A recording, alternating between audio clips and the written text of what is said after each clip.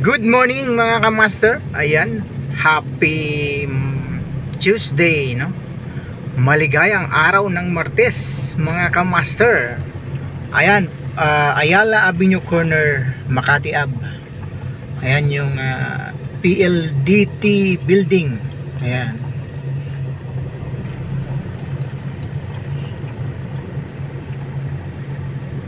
At syempre, andito naman yung Shangri-La Hotel. Ayan, nag-ooperate na ulit yan mga kamaster. Shangri-La Hotel. Sinarado yan nung panahon ng pandemic. At sa mga hindi pa nakakaalam, bukas na po yan sa publiko. So ayan, medyo maluwag pa, no? Yung Ayala Avenue at Makati Avenue. Ayan, maya maya lang ay bibigat na ang daloy ng trapiko dyan. Time check, 6:40 mga kamaster. Ayan, sa mga hindi pa nakapalo sa aking page,